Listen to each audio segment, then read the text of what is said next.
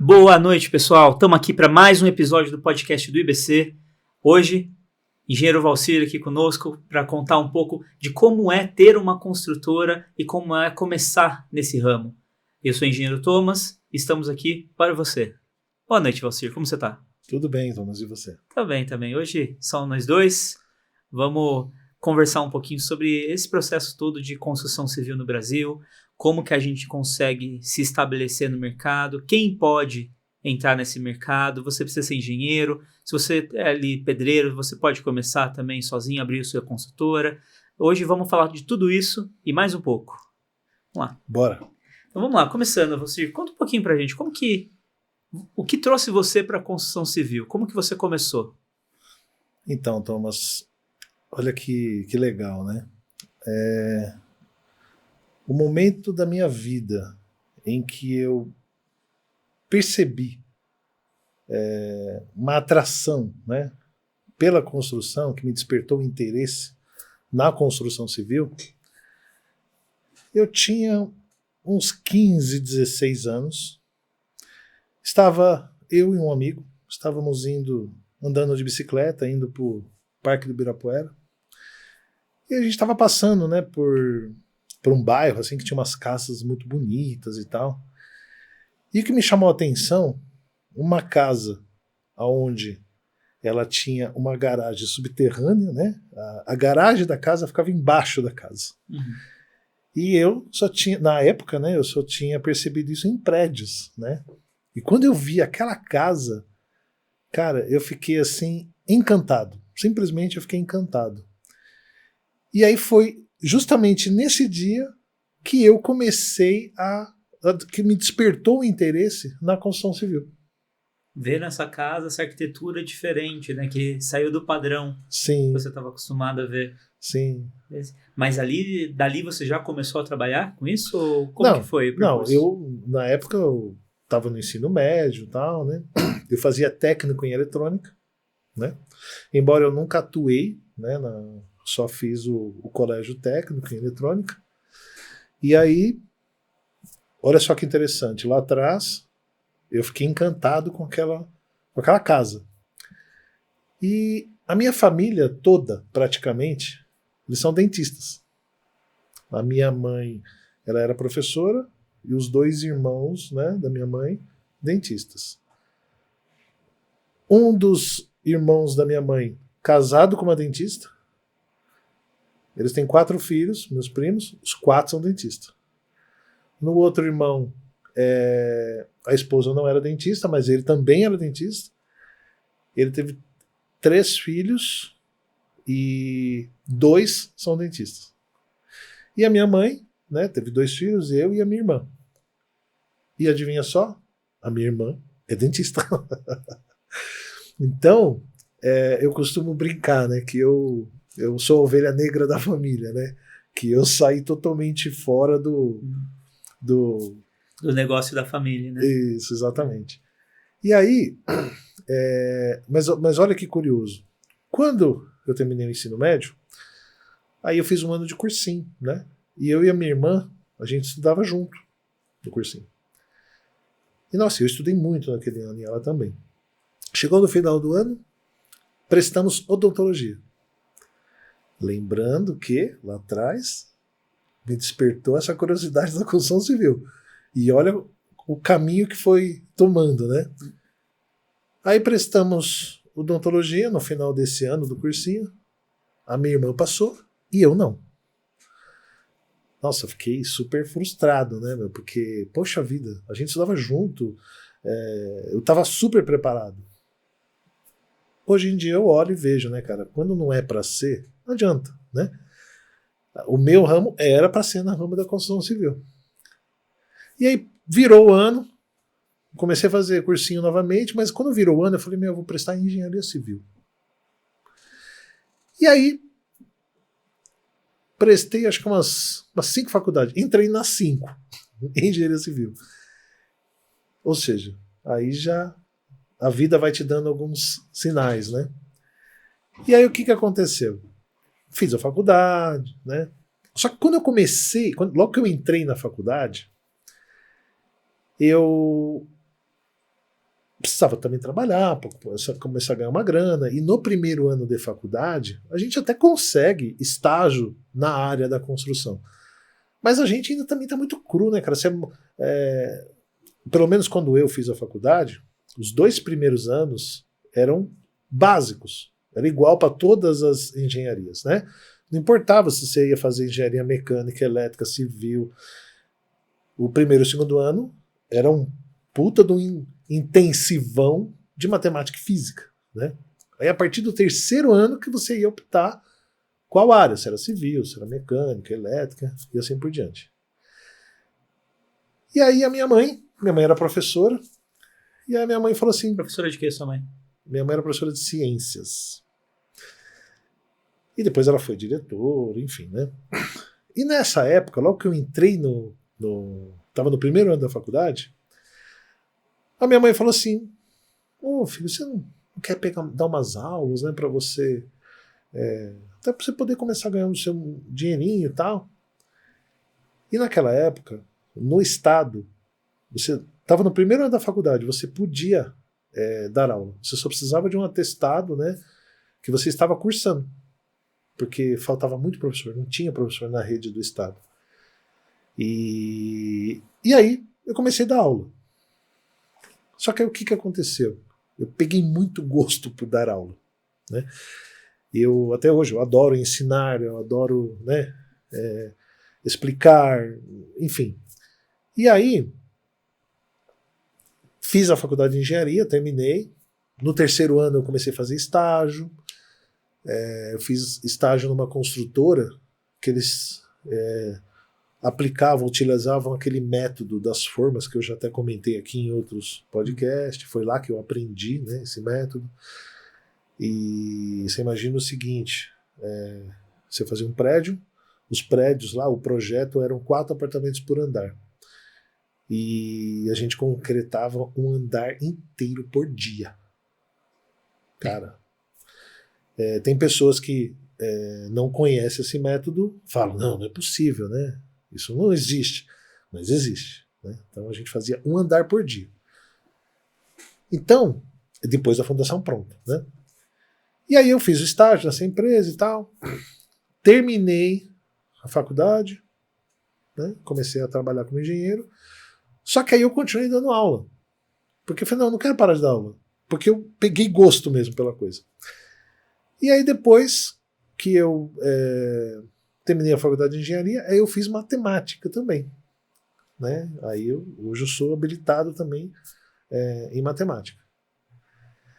E aí foi, cara, né? Aí foi bem legal. E aí terminei a faculdade de matemática e aí trabalhava como engenheiro de dia e fiquei um tempo ainda dando aula, né? Atuando como engenheiro de dia e dava aula à noite. E você atuava como engenheiro nessa empresa que você estagiou, ou você foi para outra, já abriu a sua? Não, eu fui para outra, eu trabalhei por mais 2 empresas, né? E as empresas que eu trabalhei, as outras 2, sempre fazia obra, prédios, né? Moradia popular. A estrutura, bloco estrutural, sem muita novidade e tal. Uhum. E aí a última empresa que eu trabalhei, ela passou por um momento assim mais delicado, tal. Eles estavam financeiro, né? Tiveram que dispensar várias pessoas e eu fui uma delas, acabei saindo. E aí eles me dispensaram no mês de fevereiro, no mês de março, cara. Me apareceu uma oportunidade para dar aula, né? Num colégio particular, enfim. Só que eu tinha que ir de manhã. Então eu trabalhava de manhã nessa escola, à tarde eu trabalhava como autônomo, né, fazendo as minhas obras. Na época eu fazia projetos e tal. Mas aí você já tinha começado a fazer obra enquanto você trabalhava na empresa? Não, eu comecei como autônomo depois que eu saí da empresa. Porque na empresa eu trabalhava o dia todo. Uhum. E dava aula à noite. E depois que eu saí dessa empresa, aí apareceu essa escola, uma escola muito boa, e eu dava aula de manhã. Aí eu voltei, continuei trabalhando como engenheiro, mas eu fazia como autônomo, né? Então eu fazia projeto, acompanhava a obra e tal, executava, mas eu fazia obras assim residenciais, construir uma casa, né, fazer um galpãozinho. Fazia poucas coisas, porque até mesmo porque o tempo não me permitia fazendo muita coisa, porque eu dava aula de manhã. No período da tarde eu atuava como engenheiro e à noite ainda dava aula, né? Então assim, foi uma época bem puxada, porque eu começava a trabalhar às 7 horas da manhã e parava às 11 da noite. Mas foi muito bom, eu aprendi bastante e tal. Mas aí chegou um momento, cara, que eu falei, eu preciso crescer mais, né? Eu preciso voltar a trabalhar mesmo, integral, né? Voltar a trabalhar não, eu precisava trabalhar integral na área da construção, que foi o que sempre eu amei a fazer. Por mais que eu gostasse muito de dar aula, mas era um... Eu sempre brincava, né? Às vezes tem pessoas que não encontram uma profissão que se identifica, que goste, né? E eu falo, poxa, eu fui um felizardo, porque eu encontrei duas que eu sempre gostei muito, né? E gosto ainda até hoje. Mas a construção sempre me pegou, assim, né? Muito mais, né? Me conquistou. E aí eu parei de dar aula, 100%, e até mesmo à noite. E aí foi quando eu abri minha empresa. E aí comecei a fazer obras tanto residenciais, quanto obras comerciais, né? Obras corporativas. E aí depois começamos a fazer casas para vender, começamos a fazer alguns empreendimentos. E estamos aí até hoje. Bacana. Você falou uma coisa muito interessante logo no começo. Você foi a ovelha negra da sua família, né? Olha que interessante. A gente, como na história da humanidade, a gente nunca teve a liberdade que a gente tem hoje de escolher a profissão, né? Você vê as primeiras profissões, você tinha um mestre, um aprendiz. Muitas vezes o mestre era pai do aprendiz ou era familiar, a pessoa estava ali naquele meio. Na agricultura, as crianças seguiam os passos dos pais. Então, esse negócio da escolher a profissão é uma coisa que foi se tornando mais presente na vida moderna, né? Então, o negócio da família, que hoje você vê casos de pais, às vezes, que querem forçar o filho a seguir uma determinada profissão, né? E hoje a gente já vê que você não precisa vivenciar isso, você pode dar uma liberdade. Mas esse negócio da família é uma coisa comum, né? E existe realmente essa pressão. E é interessante você se desvirtuar disso. Como que foi a recepção da sua família nessa mudança de rumo? Então, assim, zero problemas, né? A minha mãe, em nenhum momento, ela, assim, na cabeça dela, ela queria que eu fizesse um curso A, B ou C, né? Ela sempre me incentivou a estudar, mas ela sempre me incentivou a fazer algo que eu gostasse mesmo, né? Porque, como a minha mãe ela não era dentista, ela era professora, né? Então ela tinha assim, meus filhos têm que fazer o que gostam, né? Porque você só vai conseguir ser um bom profissional quando você fizer algo que você goste, né? Automaticamente, quando você gosta, você vai se dedicar mais.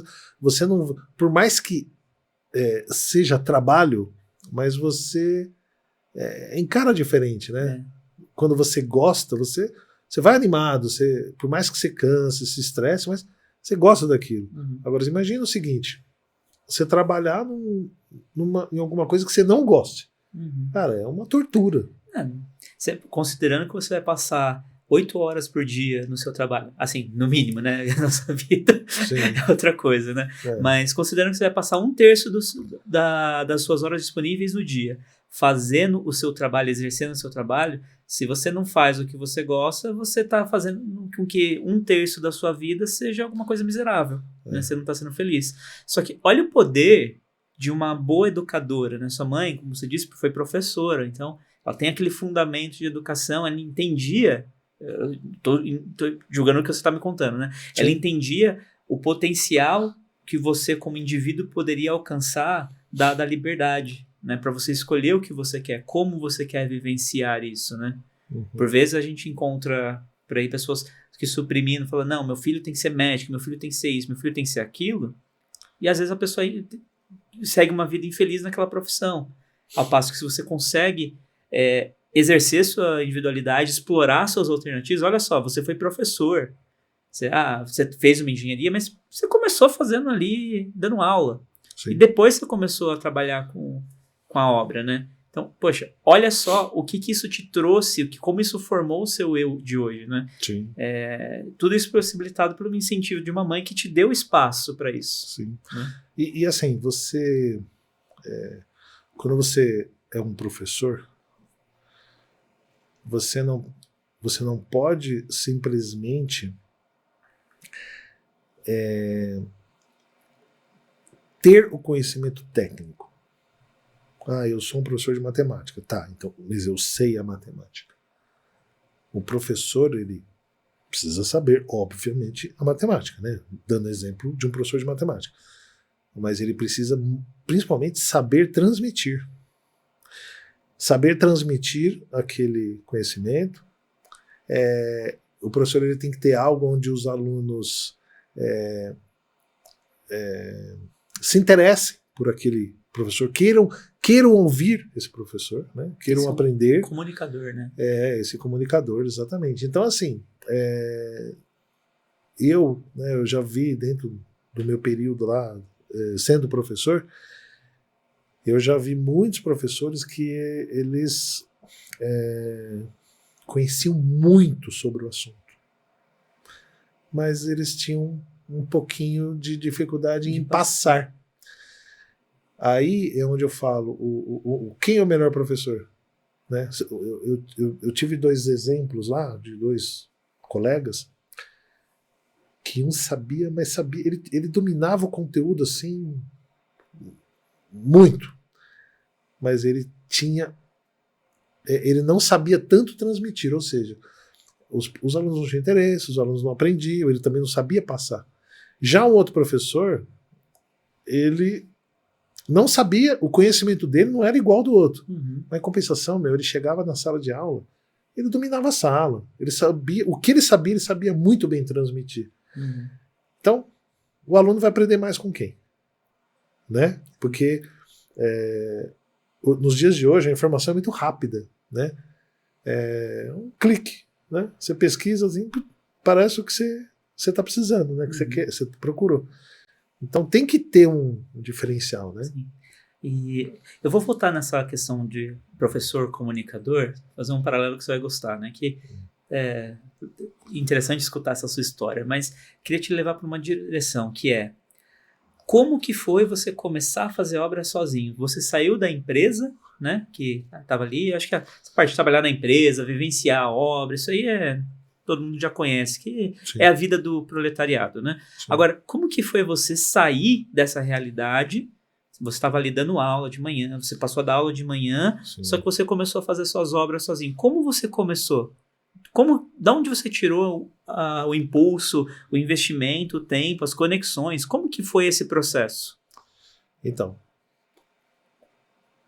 quando eu namorava com a minha esposa atual, nessa época eu dava aula à noite e trabalhava como engenheiro de dia numa empresa, né? Eu era empregado. E nós construímos, né? Eu mesmo construí a nossa casa, né? Eu e minha esposa, por mais que ela não é da área da construção civil, mas a gente sentou, nós fizemos o projeto. Dá um pequeno spoiler. Hoje ela é da área da construção civil, né? Hoje ela é. Então assim, ela, não, olha, eu quero a cozinha assim, então a gente foi discutindo, conversando, né? E chegamos no projeto. E aí, eu construí minha casa. Quando eu construí minha casa, eu comecei a perceber uma coisa. Eu falei, poxa, olha, eu tô fazendo. E detalhe, lá atrás, lembra dos 15 anos? Dos meus 15 anos? Eu fiquei fascinado com aquilo. E eu sempre fiquei uma coisa na cabeça: não, eu vou fazer casa para vender. Eu quero construir casa para vender. E aí, quando eu fiz a minha casa, me acendeu aquela luz de novo. Eu falei, nossa, eu vou fazer casa para vender. Só que eu ainda estava trabalhando como empregado, né? Eu trabalhava numa empresa. Quando eu saí dessa empresa, e aí eu um mês depois eu comecei a dar aula nessa escola, era um colégio particular, pagava muito bem, por sinal, na época. Aí eu falei assim, meu, agora é a oportunidade. E aí eu comecei, porque eu falei, meu, eu já trabalho numa escola de manhã, à noite. Teoricamente eu teria o período da tarde para descansar e tal, mas eu falei, não, vou trabalhar na minha área, eu não quero deixar de trabalhar na minha área. Porque às vezes as pessoas, elas têm, depois que quando você é empregado, você tem lá o seu salário, no final do mês, garantido, blá, blá, blá, blá, blá. Quando você vira empresário, aí a montanha russa chegou. Antes você andava só de pedalinho, né? Depois você começa a andar na montanha russa. E eu tinha tudo, porque se no mês eu não ganhasse nada, qual o problema? Eu tinha 2 rendas, né, ainda.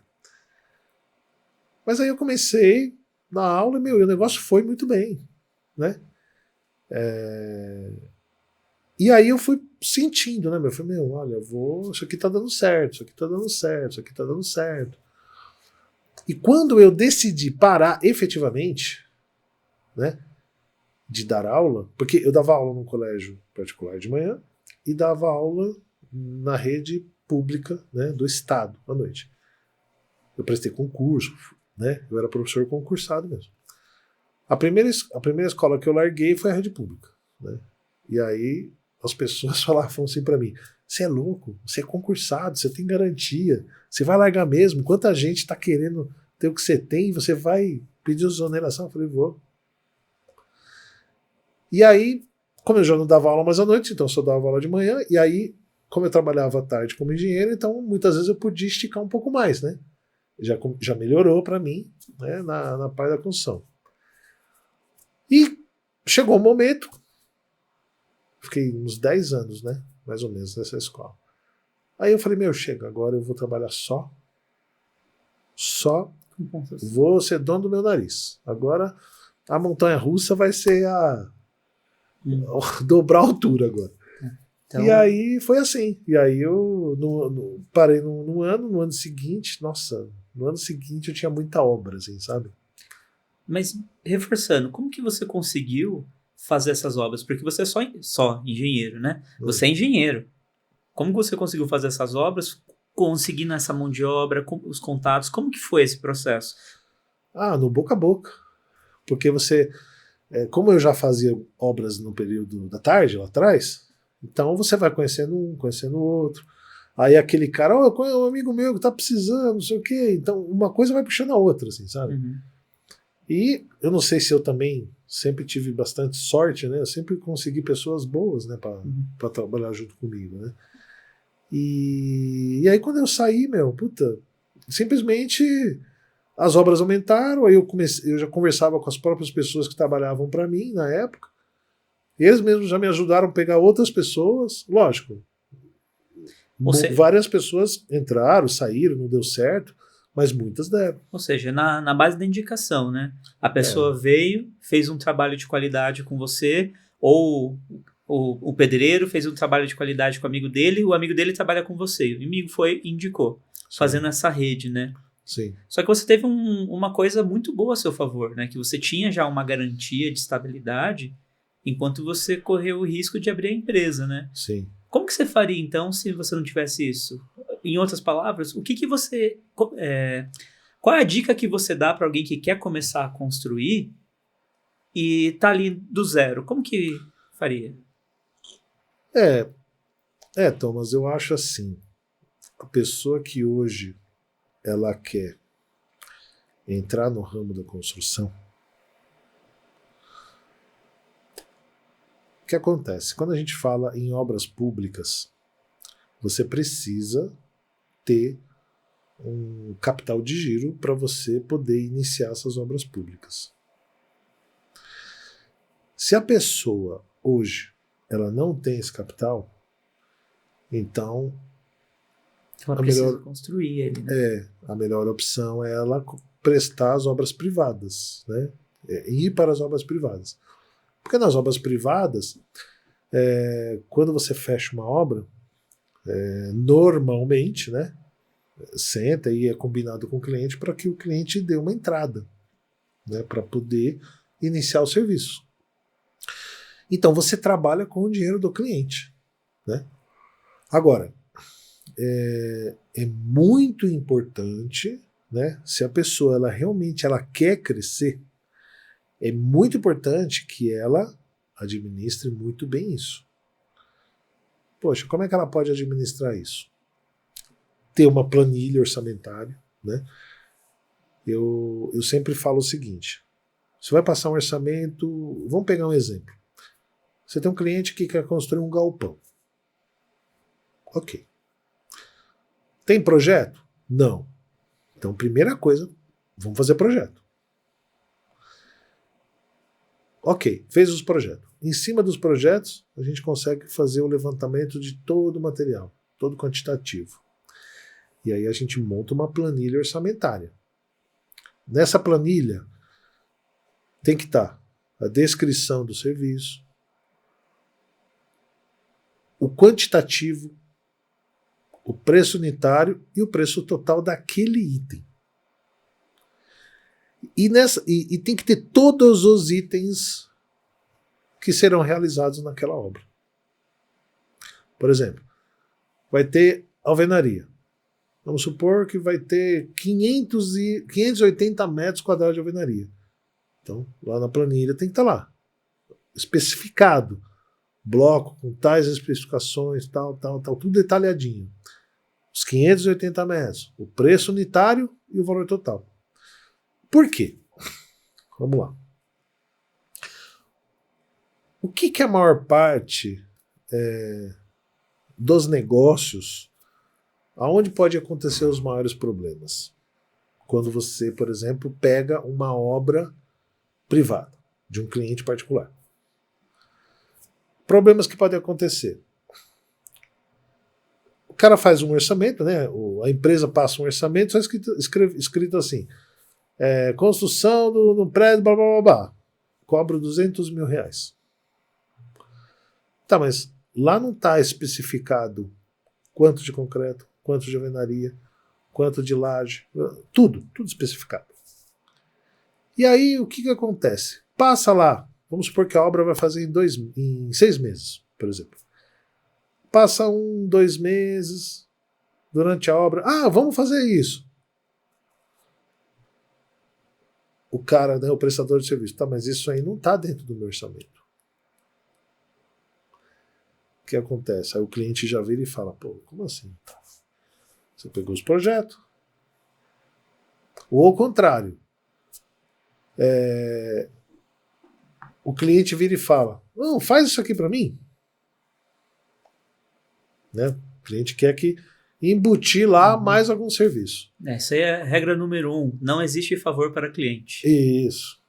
O que existe é você prestar um serviço de altíssima qualidade, por um preço justo e cumprir com o combinado. Tem um engenheiro muito sábio que eu conheço, que ele me ensinou que você precisa sempre organizar a sua relação com o seu cliente, né? Sim.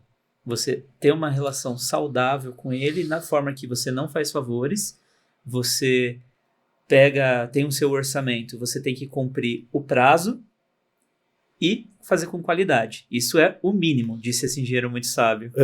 Né? É verdade. O mínimo do mínimo é você fazer a coisa no prazo e com qualidade. Sim. O a mais é a mais, mas só de você fazer esse mínimo você já se diferencia. Conhece esse engenheiro que falou isso? Sim, conheço. Né? Pegando esse gancho que você falou, hoje em dia a gente vive um mundo que aqueles que fazem exatamente o que foi combinado, eles se diferenciam. Uhum. E, cara, na boa, o que aconteceu ali para ele se diferenciar? Nada. Se ele combinou de fazer A, B, C com o cliente num tempo X, e ele fez o A, o B e o C no tempo X, ele só fez o combinado. Agora, se ele combina A, B, C no tempo X e ele faz A, B, C, D no mesmo tempo X, ou faz o combinado A, B, C, o tempo era X, ele fez X menos 1. Né? Entendeu? Ou seja, ele faz o combinado no tempo. Ok. Não fez nada fora não tem nada de novidade aí. Ou ele fez o combinado num tempo menor. Ou ele fez o combinado no tempo e ainda fez um plus. Então, essas são as situações onde realmente, aí ele está se destacando. Né? Agora, se a pessoa faz um combinado, legal. Né? Então, assim, voltando ao que a gente estava falando a respeito dos serviços, que é onde acontecem os problemas. O que acontece? Quando ocorrem essas situações, né, na obra, onde o empreiteiro fala, mas isso aí não estava dentro do meu orçamento. Ou o cliente, mas só faz isso aqui a mais para mim, não sei o quê. Começa daí. Quando você tem um orçamento planilhado, quantificado, acabou. Porque passou um mês, 2 meses, será que a gente vai lembrar de tudo que foi combinado lá atrás? Pode até ser que lembre, mas é normal a gente não lembrar de tudo em detalhes. Às vezes não é nem questão de você lembrar, você não sabe o que vai acontecer no amanhã. Né? Às vezes você tem um cliente, está prestando serviço para o cliente, acontece alguma coisa com ele vai para o exterior, ele se muda, fica doente, alguma coisa acontece com ele e não vai dar continuidade. Quem vai assumir o contrato, às vezes a esposa, a filha. Como que a esposa, a filha vai saber que se você fez X ou Y a mais, isso, né? Isso. Exatamente, perfeito. Então, assim, quando você tem um orçamento planilhado, faz isso. Não, isso não está no combinado. Não está? Como é que a gente descobre? Pega lá a planilha orçamentária. Exatamente. Lá está tudo discriminado, bonitinho, com quantitativo, com tudo. Né? Por exemplo, vamos pegar 2 exemplos aqui. O cara está fazendo alvenaria. Lá no projeto, falando que era 300 metros quadrados de alvenaria. Então, na sua planilha, está 300 metros. Se o cliente vira e fala, olha, eu queria fazer mais essa mureta que assim, em tal lugar. Mais X. Mas isso aí é mais X. Mas por quê? Tá aqui, olha na minha planilha orçamentária. Tá falando que eu vou receber 300 metros. Esses 300 metros, tá aqui, ó. Agora, aqui dá mais 15 metros. Então, você tem que pagar mais 15 metros. E, na minha experiência, quando o cliente vem te pedir esse aditivo, né? Primeiro, você não pode querer fazer o a mais de graça, porque esse a mais ele não vai só custar seu tempo, né? Ele vai afetar o cronograma inteiro da obra. E nisso que você falou, é muito importante entender que o cliente, por vezes, ele vai olhar tudo que você fez. Se você fez alguma coisa a mais, tá tudo bem. Mas se porventura uma coisa você deixou de fazer dentro do combinado, você fez 20 coisas a mais, mas uma você deixou de fazer dentro do combinado, essa uma coisa ele vai te pegar e vai dar uma azedada na relação, né? Sim. Então, minha recomendação para qualquer um, eu inclusive estou com um amigo meu que ele recentemente abriu uma empreiteira, começando assim do zero mesmo, ele tem experiência com obra, né? Tem contatos, sem usar dinheiro de empréstimo, nada, ele usando o próprio dinheiro da obra. Ele acabou de começar uma obra, olha que interessante, vai bem na linha que você falou, o cliente não tinha projeto. Ele me chamou, falou, Thomas, você faz o projeto para mim? Eu falei, faço, né? Claro. E ele me contratou, ele me pagou para eu fazer o projeto para a obra que ele ia executar. O cliente não me contratou, quem me contratou foi ele. Sim. Porque ele já teve essa noção também, tanto que eu já pus na cabeça dele que nos faz obra sem projeto, né? Então, pelo menos isso ele me ouviu. Então, ele começou do zero a obra, começou já com um projeto e tá aí fazendo a obra tranquilamente, né? Tá tudo lá no escopo, bonitinho. Eu ajudei ele, montei o orçamento da obra para ele controlar, né? Ele tá lá seguindo o orçamento certinho, fazendo dentro do cronograma, fazendo a gestão financeira sem retirar, seguindo todas essas orientações que a gente conversa, né? E é isso que funciona. Então, o que eu imagino para a pessoa que quer começar a trabalhar na construção civil. Se a pessoa já trabalha na construção, tipo um pedreiro, um pintor, alguma coisa, é mais fácil, porque ele já tem conexões, já tem contato, já tem um trabalho que ela pode exercer. Da mesma forma, o engenheiro, você já tinha, então, uma noção de como tocar a obra, você tinha uma experiência, você tinha um start, né? Sim. Mas e se você não é nada disso, você? Se você, eu sou um vendedor de carro, cansei de trabalhar com isso, eu vou trabalhar com construção. Tô vendo um monte de gente aí ganhando dinheiro com construção, também quero ganhar dinheiro com construção, mas não sou engenheiro, não sou nada. O que você fala para alguém nessa situação? Então, qualquer pessoa pode ter uma construtora. O que é o requisito básico que a pessoa tem que ter, ela tem que ser bom de negócio. Dependendo do que ela vai fazer, lógico que a pessoa também vai precisar aprender algumas coisas. Se o conhecimento dela é zero, dependendo do tipo de serviço, de obra que ela vai fazer, ela vai ter que aprender alguma coisa, né? Para poder dar os primeiros passos. E sempre está fazendo cursos, enfim, para poder aprender. Agora, dependendo do porte, né, da empresa que a pessoa vai montar, ela pode contratar um engenheiro, né? Então a empresa pode ser dela, mas aí a parte técnica, um engenheiro, um técnico em edificações, né, um arquiteto, enfim, ele tem que ter um responsável técnico para poder fazer a parte técnica, né? E aí, tipo de obra. e aí ele cuida da parte da empresa em si, né? Orçamento, né? Parte de gestão financeira da empresa, enfim, entendeu? Uhum. E hoje em dia existem muitos cursos, né, onde a pessoa pode tá fazendo para dar os primeiros passos, né? Sim. E, em suma, a pessoa tem que saber ser empresária, né? Vai sair de uma situação que ela vai começar a arriscar, que é o risco do negócio, que a gente chama, né? Sim. Ela vai assumir o risco do negócio e começar a tocar a empresa dela, né? Sim. No caso, qual o primeiro tipo de obra que você recomendaria para alguém, começando do zero, para fazer? Você acha que é melhor a pessoa começar a prestar serviço, a pessoa construir uma casa para vender? Qual que é a melhor forma hoje para começar a empreender na construção? Tá, então vamos partir do seguinte princípio, que a pessoa já está no ramo da construção, já tem uma experiência que leve, que a pessoa tenha condição de fazer.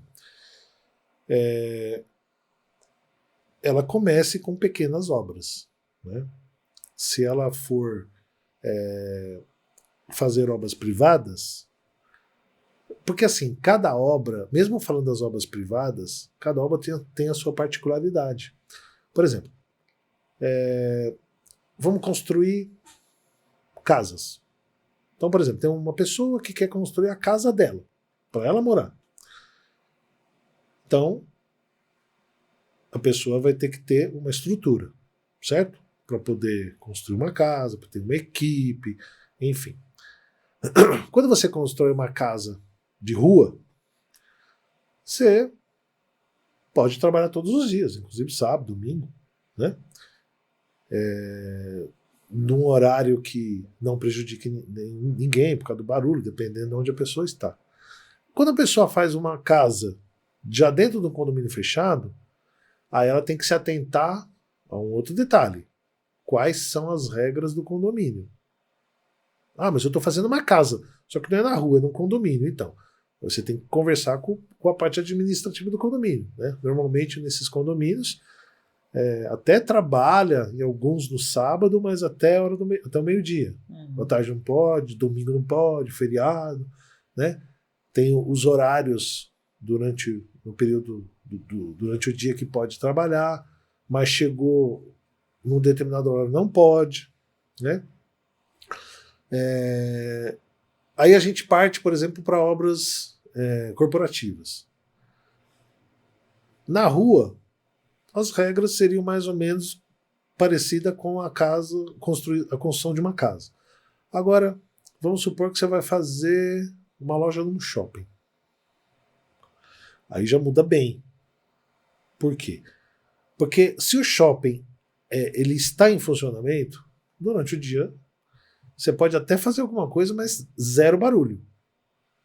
Por exemplo, vai só um eletricista fazer a parte elétrica. Que barulho, né? Que vai ter ali o eletricista. A não ser que o eletricista vai precisar de uma furadeira para poder fixar a parte de infra, alguma tubulação, né? Aí já não pode, né? O cara vai pintar. Pintar faz barulho? Não, então pode, né? Em que momento eles vão poder executar serviços que faz barulho? Quando o shopping não estiver funcionando, que é das 10 da noite até no outro dia às 10 da manhã. Então, e lógico que o shopping também tem que sempre entrar em contato com a parte administrativa do shopping, porque eles que vão determinar, né? Uhum. Às vezes de um shopping para outro pode ter algumas diferenças. Alguns têm algumas exigências, outros outra, mas de forma geral é tudo mais ou menos ali parecido. E falando de uma obra de shopping, você trabalhar à noite, aí você tem que pensar que é uma equipe que vai render à noite, né? Então, você tem que analisar muito caso a caso, entendeu? Então tem que saber onde você está pisando, né? Sim. Então vai começar, dá para começar do zero? Dá para começar do zero, igual você falou. Você pode começar com uma obra que você recebe a entrada, você usa o dinheiro da entrada para tocar a obra, né? O que eu costumo orientar o pessoal vamos fazer o orçamento da obra. Você vai ter ali a separação por etapas, vai ter o cronograma físico-financeiro. Quais são os seus custos dos primeiros 2, quiçá até 3 meses de obra? Vamos supor que o seu custo é 100 mil reais. Então, sua entrada, veja bem, você está começando do zero, é uma obra, um porte aí menor. Sua entrada tem que ser esses 100 mil reais para você poder tocar esses 3 meses, porque às vezes você vai trabalhar o primeiro mês para então emitir nota. Ok, sumiu o IBC aqui, voltou, mas tudo bem. Você vai emitir nota e às vezes você vai receber somente depois de X dias, né? Então você não pode ficar sem dinheiro. Então você vai começar do zero, tenha o caixa da obra suficiente para você tocar a obra do começo ao fim. Outra dica que eu dou para o pessoal tenha a sua remuneração, né? Diferente do lucro. Sim, isso é importantíssimo. Como que você aplicou essa parte, né? Separar a sua remuneração do lucro da obra? Então, imagine o seguinte. Olha como é muito importante você ter um orçamento planilhado e quantificado. Porque dentro lá do seu orçamento, você já vai ter lá, por exemplo, um determinado item que é a parte administrativa da obra, né? Ou o nome que você queira dar.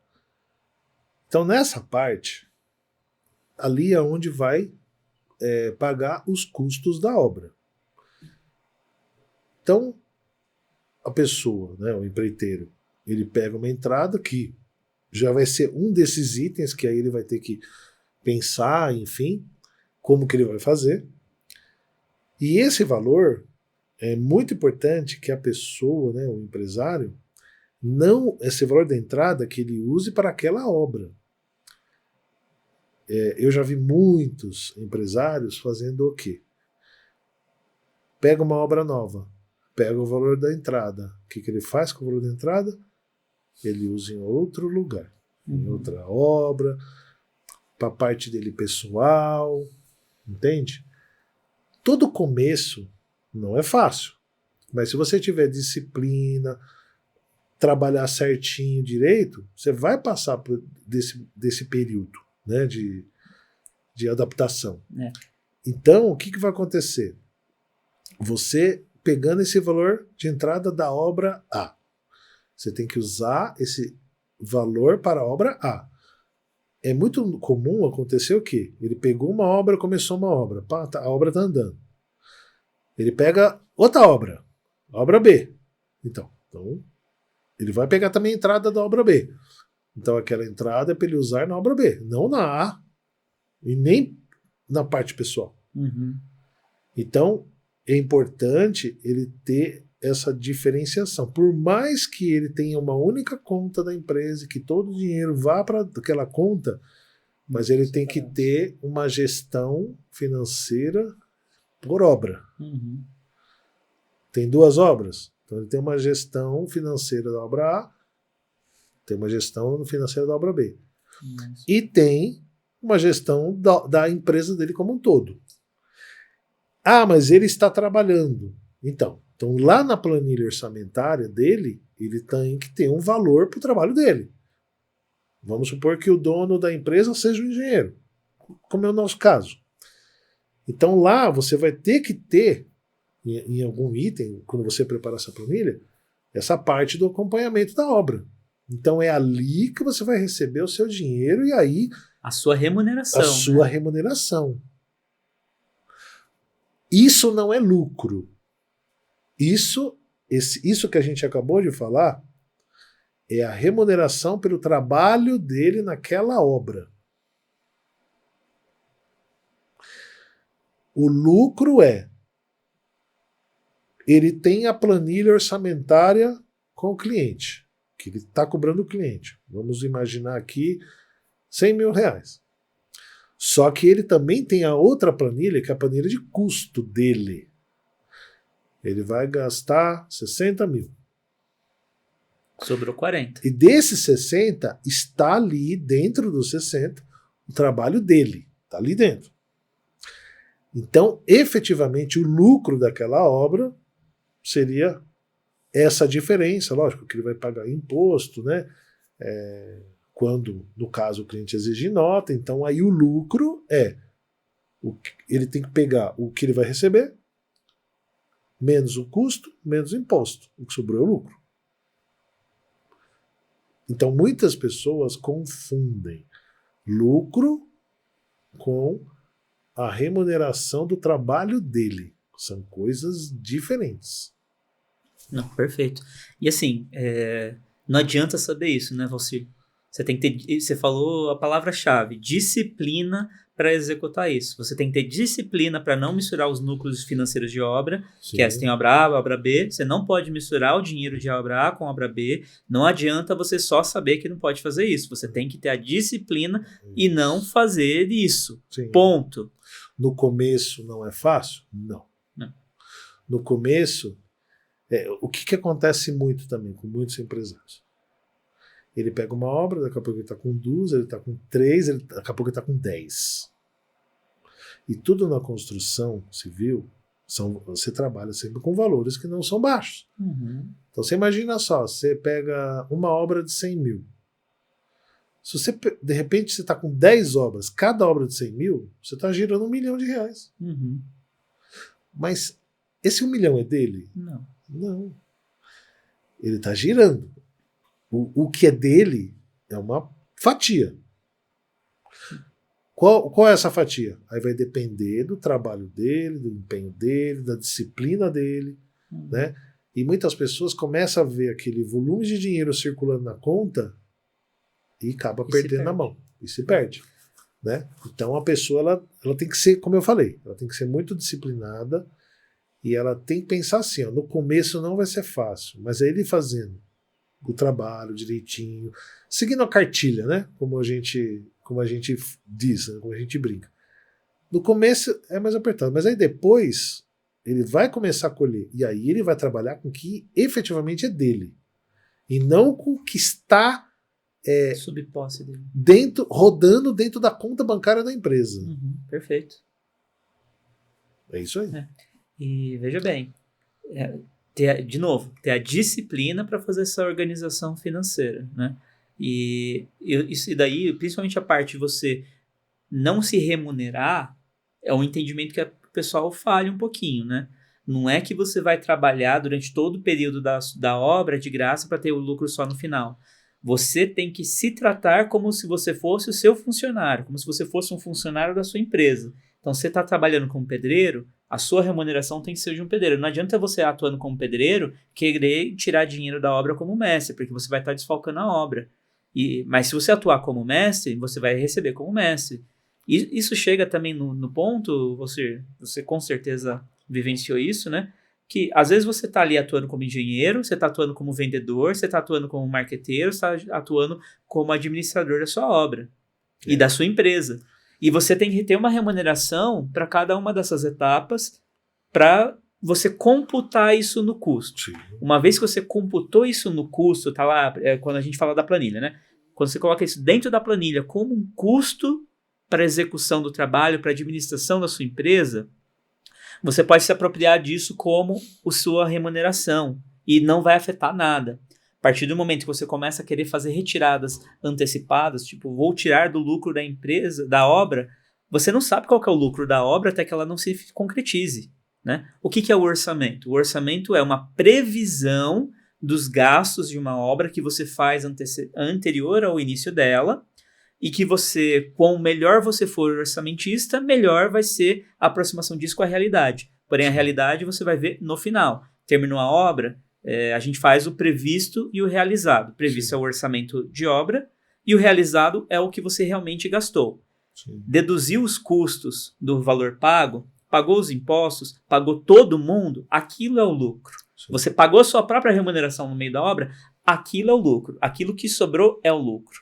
Sim. E esse lucro, na gestão da empresa, também não pode ir tudo para o seu bolso. Senão você não vai para frente. Né?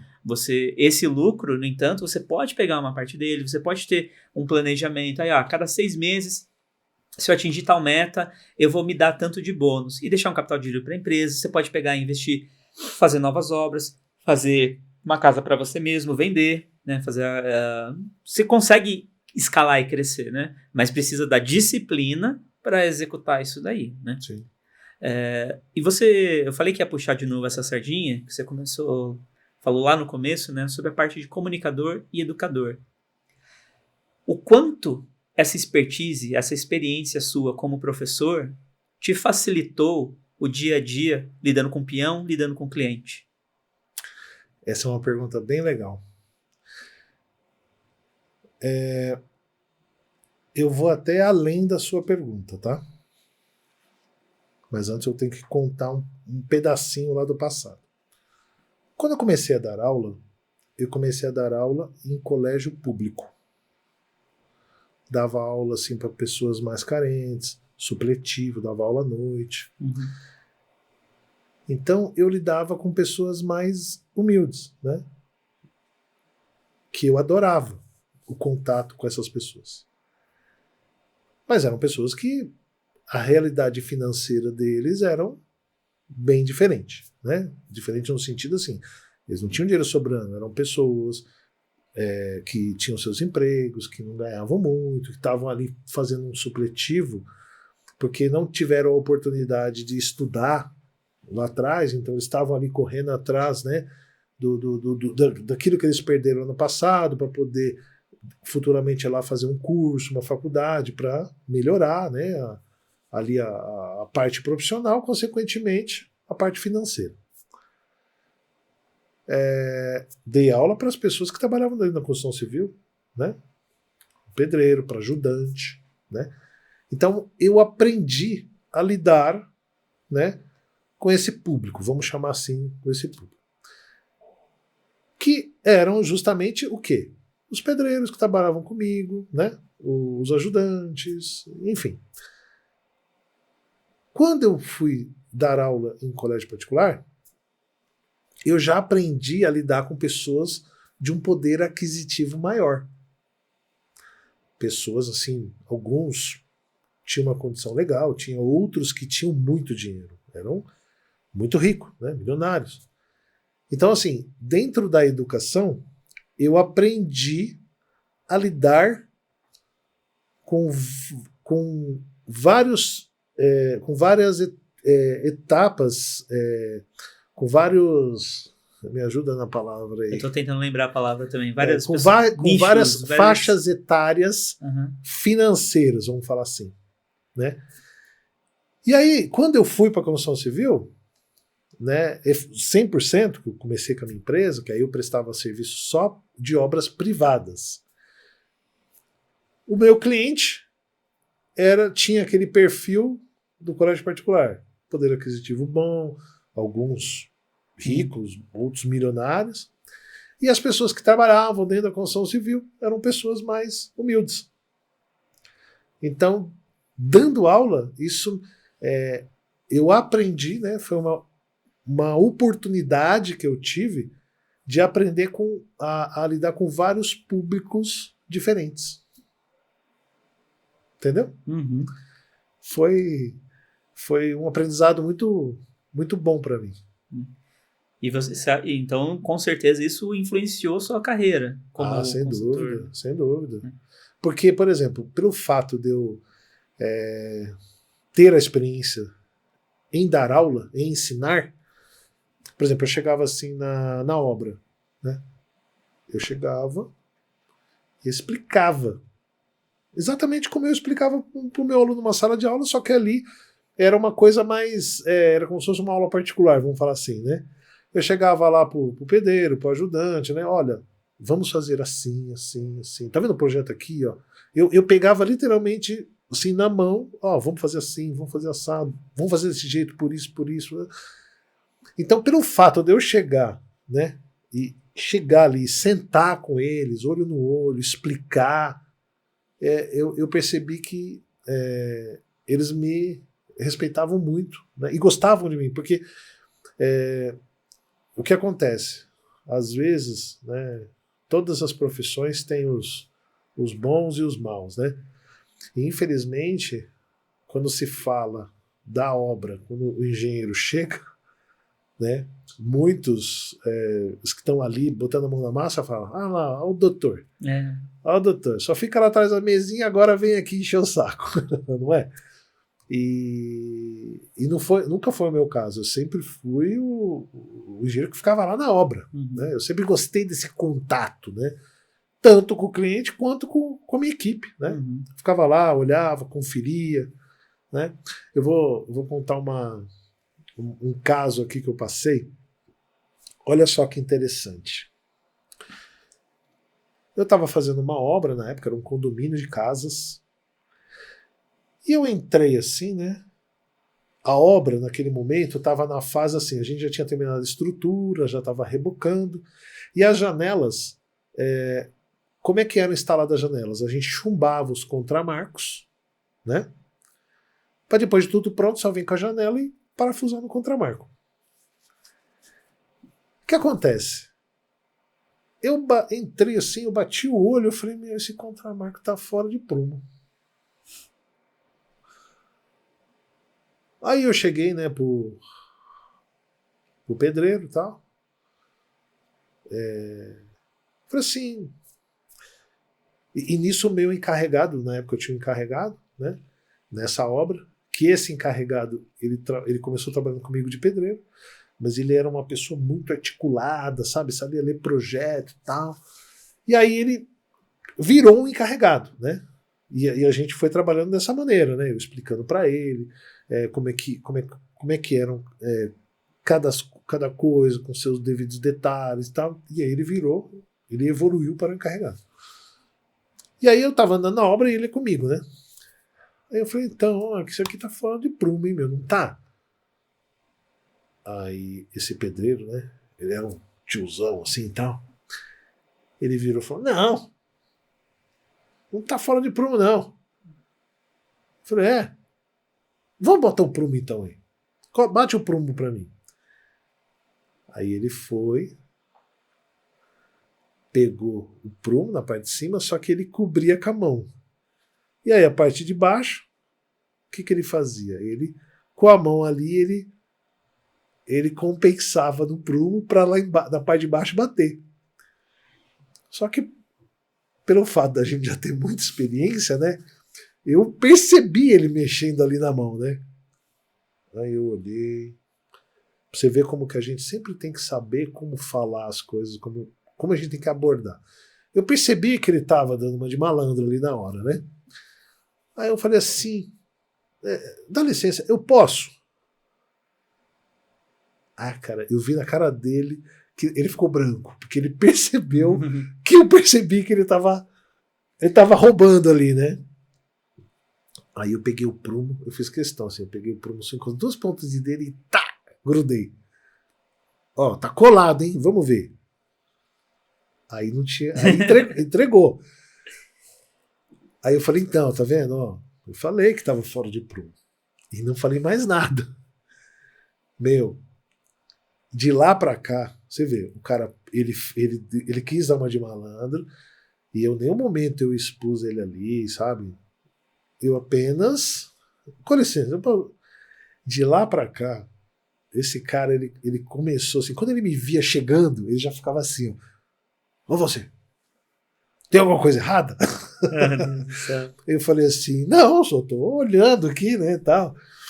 E nisso depois, quando eu saí, né, aí o pessoal comentou, meu, tá vendo? O Valcir não é engenheiro de escritório não, cara, ele é engenheiro de obra mesmo, que olha, que fiscaliza, que entende mesmo, né. Mas foi um caso bem legal que, assim, depois as pessoas vão conhecendo você, e aí as pessoas...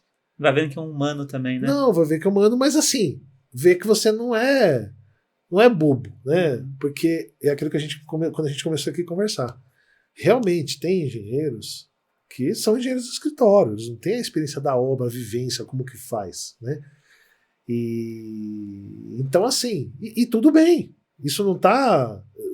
Tem engenheiros que não gostam de obras, tem engenheiros que preferem obras, tem aqueles que fazem as duas coisas, tem aqueles que só trabalham na parte de planejamento. O mais importante é você trabalhar no que gosta, mas não tente fazer algo que você não saiba. Exatamente. Né? Então foi muito bacana e eu acho que isso agregou bastante, sabe? Porque era incrível, cara. Eu entrava assim, porque a gente fez lá mais de 50 casas, né? E ele era o único cara profissional, ele só fazia a instalação dos contramarcos. Legal. Eu tenho uma anedota parecida assim de obra, né? Que, como você fala, eu gosto mais da parte de planejamento, orçamento, projetos, essas coisas aí, pra mim me enche o olho. Né? Agora, a parte de obra, eu reconheço, eu não tenho muito perfil nem o gosto de ficar em cima de obra o tempo todo, né? Sim. E como você falou, cada um procura o seu. Sim. Mas eu também executei obra, né? Então, uma anedota que eu gosto muito desse negócio dos pedreiros, uma vez que a gente estava executando uma reforma de um galpão, construímos um banheiro lá, né? Aí o pedreiro me liga, falou, toma, você comprou errado a porta. Aqui era uma porta que abria para a esquerda, você comprou a porta que abria para a direita. Eu falei, putz, nossa, estamos com o cronograma apertado, até chegar a outra porta, que não sei o que, né? Fui lá ver para ver o que aconteceu. E às vezes pode acontecer. Fui olhar o pedido, fui olhar tudo, fui questionar, só não liguei no depósito porque eu não tinha ido ver, né? Cheguei lá, eu olhei assim, eu bati o olho. Falei, nossa, interessante essa porta. Não, então você comprou errado, que não sei o que, que o engenheiro comprou errado a porta, né? Falei, poxa, que bacana, né? Nossa, mas é diferente. Você vê que é diferente essa porta, né? Você vê que a maçaneta gira pra cima? O abençoado pôs de ponta cabeça a porta. E o engenheiro compra a porta errada. Não, mas é isso aqui, você tem o tato pra falar, né? Pra não. Cada pessoa. Você não pode brincar nessa hora, né? Porque cada pessoa vai interpretar a brincadeira de um jeito que você não pode prever, né? Não, mas eu falei, nossa, interessante, a porta abre pra cima, né? Eu não aguentei, eu fui sarcástico ali, né? Aí ele deu risada, ele, poxa, mas gente boa esse pedreiro. Putz, eu não acredito que eu fiz isso. Aí ele foi, voltou a porta pro lugar, né? Não, umas coisas... Foi perigoso eu ter sido sarcástico, não pode, né? Não, eu faço assim, quando o pessoal já trabalha comigo há um certo tempo e tal, mesmo assim, eu tomo muito cuidado, porque acho que a gente não pode, assim, né, assim, maltratar ninguém, menosprezar ninguém. Mas é óbvio que a partir do momento que a gente trabalha, dá pra gente brincar, né? Dá pra gente... Acaba se tornando traz leveza, né? Isso, traz leveza. Tem que trabalhar com leveza. Mas antes eu sempre conheço bem, sabe? Tem que saber. É legal. E tem outro caso, você falou também da gente saber se comunicar com a mão de obra, né? Tem uma obra também muito legal. Olha só, assim, eu não tô querendo me colocar como o engenheiro que lida melhor com as pessoas ou nada. É só um contraponto, tipo, dois opostos que aconteceram numa obra que eu trabalhei e que ilustra isso que você falou, de você estar ali com a mão de obra, saber se comunicar com eles, né? Eu fui fazer a fundação de uma obra de shopping durante o dia, e lá não tinha espaço para passar máquina, tinha que quebrar o concreto com um rompedor manual de 15 quilos para poder fazer a fundação da estrutura metálica e também fazer umas esteiras rolantes, né? A gente estava com 5 ajudantes, 5 rompedores alugados, 2 comprados, 3 alugados. Eu fui lá, marquei com laser, sem topógrafo, nada. Eu tinha um laser legal lá que a gente usava para piso. Marquei toda a fundação. Depois conferiram, marquei certo, felizmente, né? Marquei toda a fundação, foi super legal. Com a Politriz eu cortei, eu e o outro engenheiro cortamos o quadrado de cada um. Falou, gente, manda ver com o rompedor. 5 ajudantes, campão quente, sem ventilação, nada, 5 ajudantes lá, né? E o povo começou a quebrar, até que eram 80 blocos. No quinto, sexto, a gente já tinha pego o jeito, qual que era a melhor forma, né? A gente corta em volta, depois puxa assim, arrasta a peça inteira, ou então descobrir uma forma. Mas um negócio cansativo demais, né? E a gente com cronograma, não podia parar. E, cara, o que eu fiz? Eu vi que um tava cansado, tava muito suado, falei, para aí um pouco, vai lá beber água. Eu fiquei em cima dos caras, mas não fiquei falando, não, faz, né? Falei, você tá cansado, vai lá beber água. Não, mas tem que fazer. Não, daqui. Eu peguei o rompedor e fui lá fazer. Não sei. E eles ficam. É engraçado quando você pega e faz alguma coisa, eles ficam meio que em desespero, né? Eles não sabem que estão. Meu Deus, o engenheiro tá fazendo alguma coisa. O engenheiro tá trabalhando, como assim? Né? Acho que eles eles ficam meio incomodados, cara. É engraçado isso. Falei, não, vai beber água, cara. Você tá suando, vai lá, toma um ar. Daqui 5 minutos você volta que eu vou estar morrendo, aí você entra no meu lugar. Porque eu sou gordinho, né? Já fui atlético no meu tempo de moleque, né? Hoje, enfim, ir lá trabalhando, né? Sim. Isso foi o que eu fiz, né? E aí tinha um engenheiro da administradora. Isso eu fiquei sabendo depois que a obra acabou, porque o pessoal não me falou. Quando a gente finalizou a nossa parte, eles pediram pra gente... eles terceirizaram o nosso trabalho para emprestar 2 ajudantes para ficar lá, né? E mandamos um menino que estava lá com a gente, trabalhava super bem o menino. Pô, o menino tinha o quê? Uns 18, 19 anos, tinha acabado de vir, acho que de Pernambuco, super gente boa, educado, sabe? Fazia tudo. Pô, o engenheiro da consultora tratou um moleque como lixo. Ele tava jogando coisa na caçamba, ele tava em cima da caçamba. Ele falou, nossa, muito bom que você tá aí, tá no lugar que você merece. Cara, quando eu descobri isso, o meu sangue subiu. É por esse tipo de profissional que dentro da nossa área que a gente acaba sendo mal visto. Exatamente. Poxa, e cara, eu sentava todo dia para almoçar com eles. Chegava a minha marmita, eu sentava lá com eles e a gente ficava disputando quem colocava mais pimenta na marmita, né? Que é mais macho, né? Isso é uma coisa engraçada, né? Então a sua masculinidade, a medida é proporcional à sua resistência à pimenta. Mas tudo bem. A gente tem, mas sentava pra comer com eles todo dia. É gente que nem nós. Sim. E os negros são gente boa. Sim. Eles são muito gente boa, né? E, cara, ver alguém maltratando um ser humano, porque ele é engenheiro e o outro é um ajudante. Cara, ele tem 18 anos, 19 anos, tá ali trabalhando, metendo a mão na massa para fazer um negócio acontecer. Ele tá ali ganhando, no caso, ele tá ganhando um salário mínimo e um pouco mais, porque o sindicato dava um pouco mais, a gente trabalhava com mão de obra registrada, né? Eu defendo também trabalhar com mão de obra registrada, né? E tava lá registrado, ganhando tudo certinho, vale transporte, vale alimentação, mas, poxa, ganhando só pouco mais de um salário mínimo. Mas tava ali dando sangue pela obra. Aí o engenheiro, porque, cara, o engenheiro não ganha muito mais. Aquele engenheiro lá, se ganhava aí uns 7, 8 mil reais, não é muita coisa. Você não tá muito longe, assim, de classe. Claro, você tem outra vida, mas, assim, cara, você não é melhor que ele porque você ganha mais. Sim, de né? forma alguma. Então, quando eu descobri aquilo, meu sangue subiu, a gente interrompeu na hora o contrato. Na hora.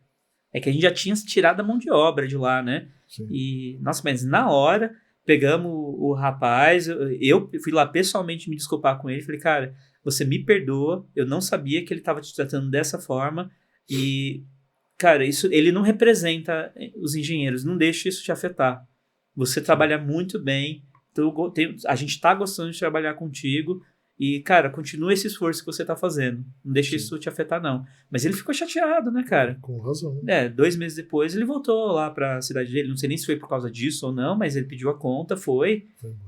Porque afetou, né? Sim.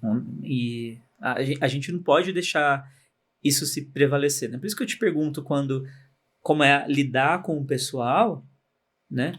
Porque a gente tem que respeitar muito a mão de obra que a gente, como construtores, a gente depende deles. A gente não é nada sem o cara que está ali fazendo a coisa. Não é o engenheiro Valcir que vai lá, levanta a parede e faz a parede no prumo. Você é o engenheiro que vai lá, bate para ver se o prumo está no lugar. Mas você dependeu do trabalho dele para aquilo ter saído no lugar. Sabe o que acontece, Thomas? Eu penso da seguinte forma.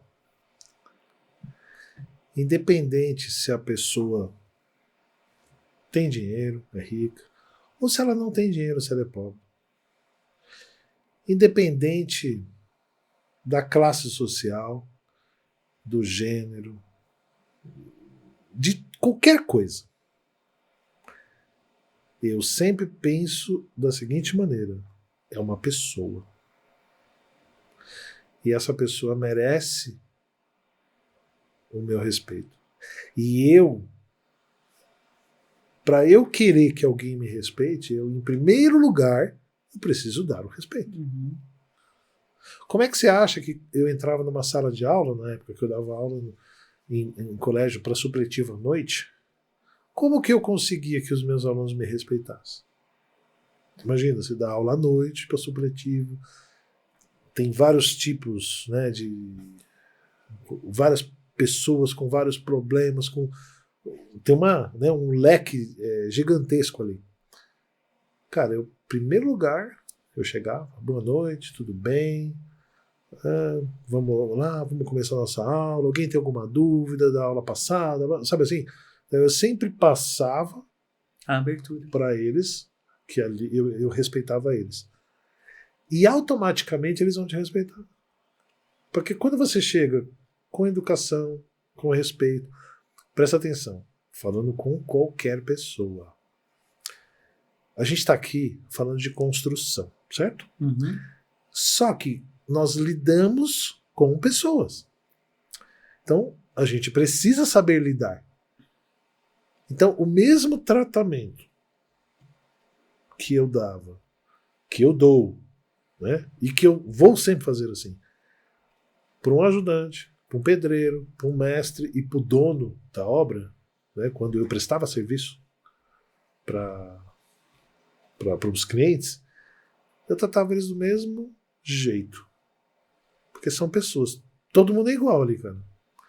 A diferença entre um e o outro é que um tem mais dinheiro, o outro não tem menos dinheiro, mas não é o dinheiro que vai fazer a pessoa. Né? Então, eu sempre parti desse princípio. E assim, quem me conhece, quem trabalha comigo, sabe que eu faço exatamente assim. Sim, sim. Eu chegava na obra, do mesmo jeito que eu falava, oh, bom dia, tudo bem, não sei o quê, eu falava com o dono. E eu não ficava com, sabe? Não tem mesmo não. E é isso que, na minha opinião, é o que vale, entendeu? Sim. A gente tem um mínimo de respeito que a gente tem que dar ao próximo como ser humano, né? Sim. Claro, você aprende a ter outros respeitos, né? Você pode respeitar a pessoa como professor, você pode respeitar como engenheiro, você pode respeitar ele como pedreiro, você pode respeitar ele como um mentor, como pai, como filho, né? Tem vários tipos de respeito que você vai criando pela pessoa conforme você vai conhecendo ela, né? Só que tem por isso que às vezes as pessoas falam, respeito você não se dá, se conquista. Sim. Porque tem esses respeitos intrínsecos à personalidade e à atuação dela. Mas o respeito básico como ser humano, cara, é inquestionável. Você não respeitar alguém diz mais sobre você do que sobre a pessoa. Sim. Né? Sim. Então, mas perfeito. Tem Sabe, uma... Desculpa, pode falar. Não, pode falar. Sabe uma coisa que que a gente estava falando a respeito sobre as obras privadas, como administrar ali cada obra é como se fosse uma empresa, dentro da empresa. Sim. Né? Porque o controle financeiro de uma construtora é o que vai fazer essa empresa ir para frente. Né? E eu queria até comentar também um pouquinho, né, sobre obras públicas. Né? No último podcast, a gente falou sobre obras públicas. Mas teve um ponto que nós não conversamos. Quer dizer, a gente até comentou, mas muito por cima. E hoje eu queria ser um pouco mais específico. O que acontece? Depois que você passa todo aquele processo, né, burocrático de analisar o edital, de participar da licitação, ganhamos a licitação, ok. Então aí agora é a nossa obra, a obra que a gente vai iniciar. Porque agora há pouco a gente falou da parte financeira, né? Então, assim, para as pessoas que ou têm um pouco capital de giro, enfim, e queiram começar, né, ingressar nas obras públicas, a pessoa tem que pensar o seguinte: comece com obras menores, pequenas. Eu, por exemplo, quando eu iniciei as obras públicas, mesmo eu já fazendo obras privadas e obras, às vezes, de milhões, né? Pelo fato do que eu falei que na época eu não tinha um acervo técnico o suficiente, porque eu nunca tinha me preocupado com isso, aí a gente começamos com obras menores e aí a gente foi montando o nosso acervo. Cada obra que a gente fazia, pegava testado, e aí foi somando, né? E aí foi crescendo. Mas as obras menores, lógico, você tem que analisar os custos sempre, mas na minha visão, né, de quem já pegou obras desde pequenas, de 15 mil, 20 mil, até obra de milhões, que eu já peguei várias, né, dessas obras mais significativas, o que eu recomendo? Pegue obras de no máximo 200 mil reais. Obras onde você vai precisar aí de no máximo 3 meses. Analisar os editais, analisar a forma de pagamento, porque imagina o seguinte: se você pega uma obra de um mês, você vai executar a obra inteira, depois de tudo pronto, você entrega, faz a medição, valor 100% do contrato, porque é uma obra pequena, e recebe. Normalmente, lógico que existe diferenças. Isso que eu vou falar não vale para todos os editais. Tem editais que o tempo é mais curto, mas vamos pensar no prazo que normalmente acontece. Você trabalha 30 dias, depois de 30 dias você faz a medição, emite a nota. De quando você emite a nota, no pior cenário, mais 30 para receber, 28, 30 dias. Então, de quando você começou até quando você vai receber são 60 dias. E nesses 60 dias tem que acontecer alguma coisa na sua vida, tem que entrar dinheiro, porque você também tem o seu lado pessoal, né, que você tem que fazer. Mas essas obras, que são obras menores, elas costumam ser obras bem lucrativas. Né? Mais do que as de milhões. E na maioria das vezes, sim. Lembrando que não é no valor do lucro, né? No percentual do que você investiu. Porque às vezes você fala assim, eu peguei uma obra de 2 milhões, 3 milhões. Quer dizer nada. Não quer dizer nada. Você pegou uma obra de 3 milhões, mas você demorou 1 ano.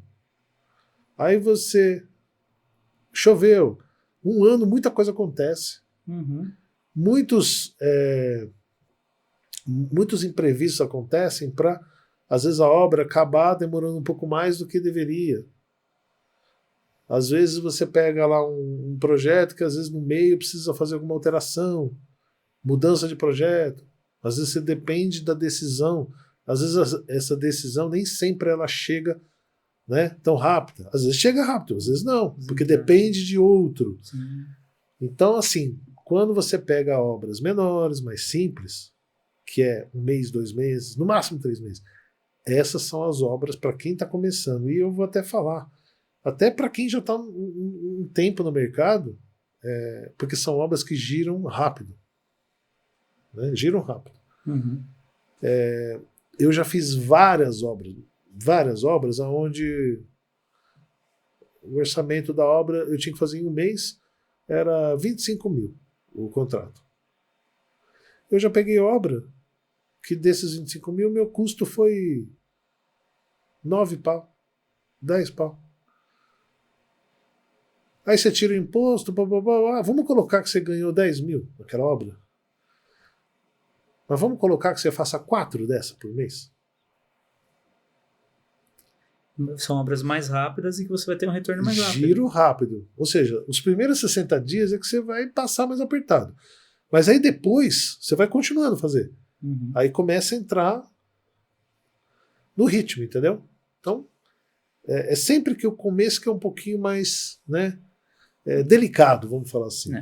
Ou seja, quem está trabalhando, querendo começar a trabalhar com obra pública, a recomendação que você deu no começo está valendo. Você começa com uma obra privada, vai se estruturando, vai tendo capital. Juntou capital para encarar 2 meses de gastos de uma obra pública, aí beleza, então você pode encarar. Perfeito, é isso aí. E outra coisa, esses 2 meses de gasto, né, você está emprestando dinheiro para o núcleo da obra, né? Você tem que lucrar em cima desse empréstimo também, né?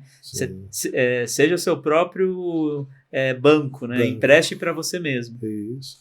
Perfeito. O controle financeiro é tudo, né, Thomas? Controle financeiro.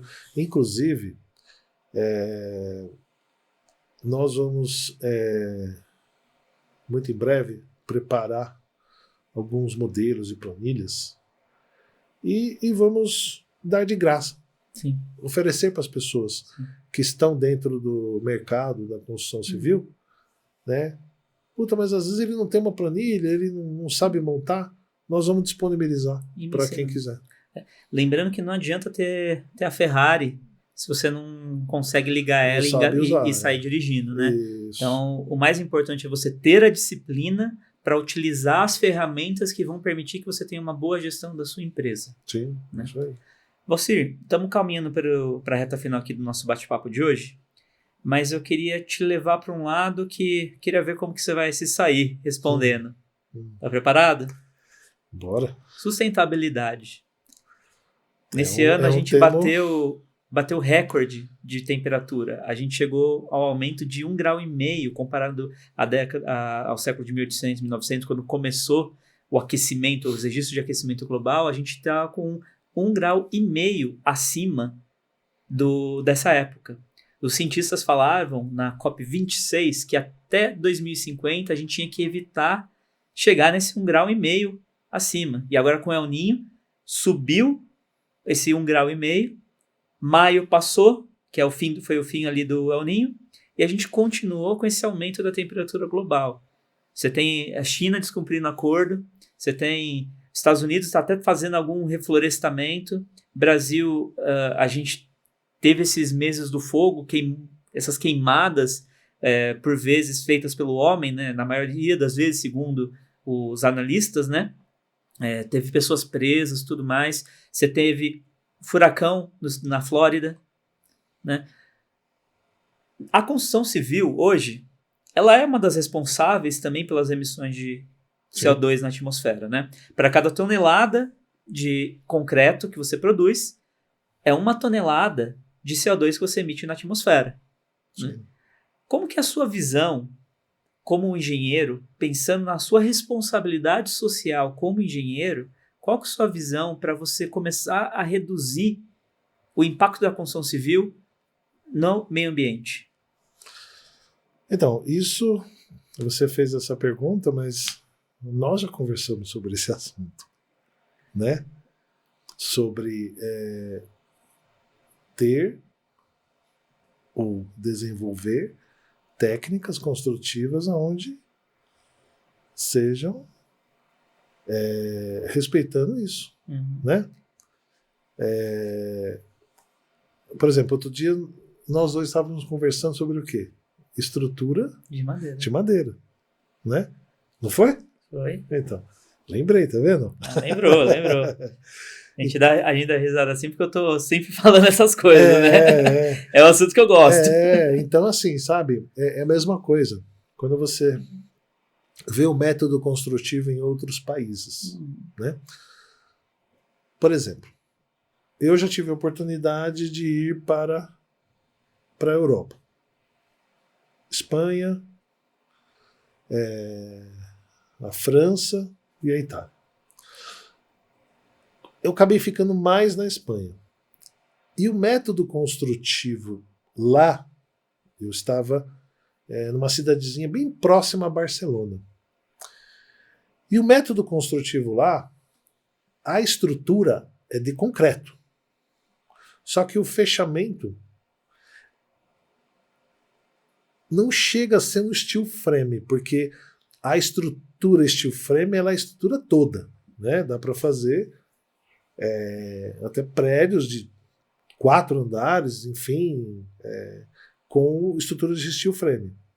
Então não havia necessidade, porque a diferença do steel frame para o drywall, por exemplo, é porque o perfil metálico, o montante lá, ele é mais robusto. O drywall por vezes é de alumínio, né? Então, porque é uma estrutura, ele é mais parrudo. Fora que na parte externa tem a placa cimentícia e a parte de dentro placa de gesso, né?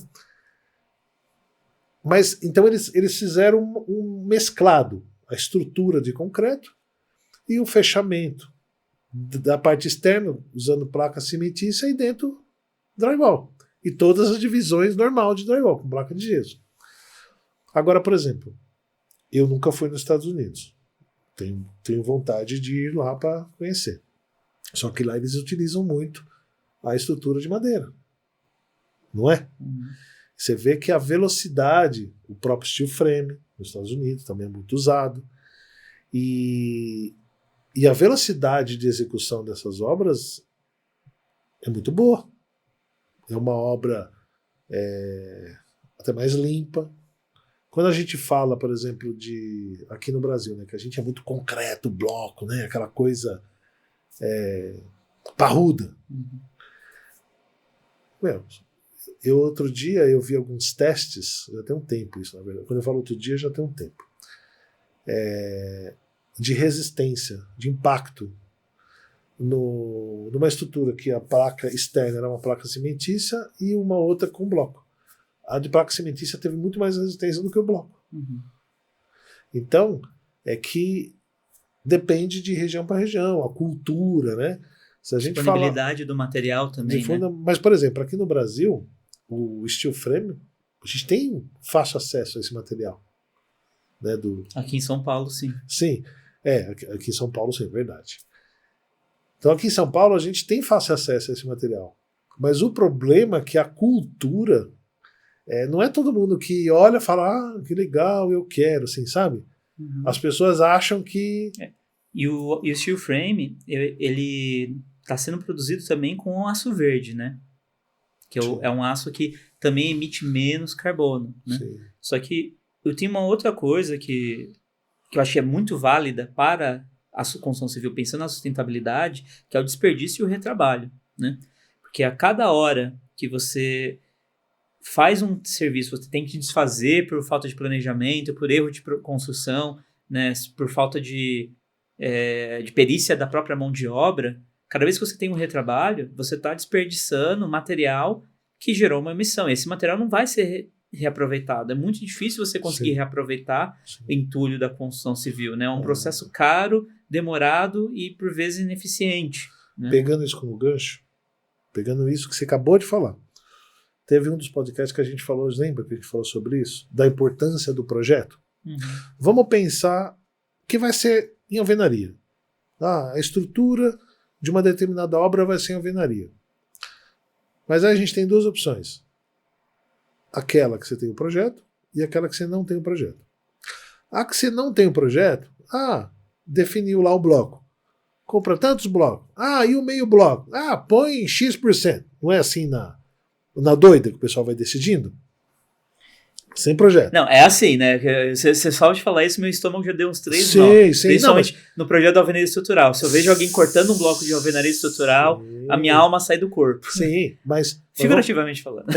Mas não é verdade? Não é assim? É tudo no olhômetro, não é? Agora, quando você... Aí o que acontece? Em alguns momentos que Ou a gente não consegue colocar o bloco inteiro, o que eles fazem? Corta o bloco. Que você não gosta. Isso. Ou pega meio bloco, mas aí o bloco acabou meio bloco. Porque comprou uma porcentagem, mas não deu. O cara ele quebra o bloco, meu, e manda ver. Esse percentual ele tem que ser para alguma quebra no transporte, alguma coisa assim. Porque num bom projeto vai ter todos os blocos contados. Sim. Se você tem um projeto de alvenaria estrutural com a paginação correta, Sim. você já vai ter o bloco normal, né? Sim. Que é de 2 furos. Você vai ter o bloco de curva, que um dos furos é menor. Você vai ter o meio bloco. E você vai ter o bloco T, que o furo do meio dele é um pouquinho menor e ele é mais comprido. Sim. E se isso não for suficiente, você ainda tem 2 ou 3 categorias de compensadores. Sim. Né? Para você evitar então, o corte. Mas é por isso da importância que a gente falou lá atrás, de ter o projeto. Uhum. Porque, além de facilitar na execução, o desperdício é muito menor. Aí você imagina... Porque, às vezes acontece, né? Às vezes, né, Thomas? Às vezes acontece de quebrar um bloco. E gera o entulho. Agora, imagina quando esse bloco não é porque aconteceu de quebrar, não. É porque quebrou para poder... Cortando. Ficou cortando. Aí, a gente está falando de sustentabilidade, certo? Aquele monte de bloco quebrado. Não, é bloco quebrado, que é tempo de ajudante para carregar, é custo de caçamba para levar embora, aí é o diesel do caminhão que levou essa caçamba, é a emissão do carbono desse bloco que foi fabricado. E esse bloco foi comprado e foi jogado fora. E é dinheiro jogado fora. Então, não, cada uma é desperdício atrás de desperdício, né? Então, a questão da sustentabilidade, você ser realmente sustentável, você acaba economizando dinheiro. Sim.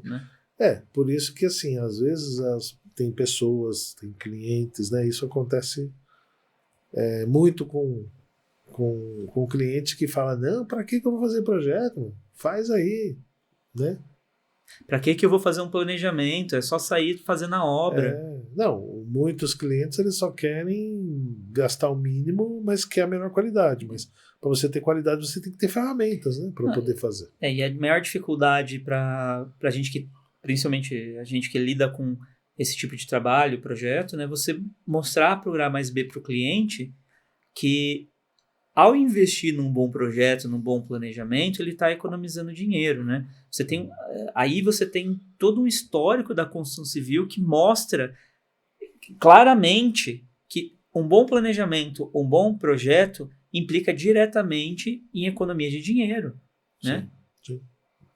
Exatamente. Bom, isso aí é o que a gente tem de tempo para hoje. Então, eu queria novamente agradecer a quem está nos ouvindo. Espero que o nosso podcast de hoje tenha trazido esclarecimento para você que quer começar a construir, você que já constrói, está precisando organizar a sua empresa, as contas não estão fechando direito. Segue a gente, escuta aí o que a gente tem para dizer. Temos aí em breve algumas planilhas que vão te ajudar, a gente vai ensinar a utilizar.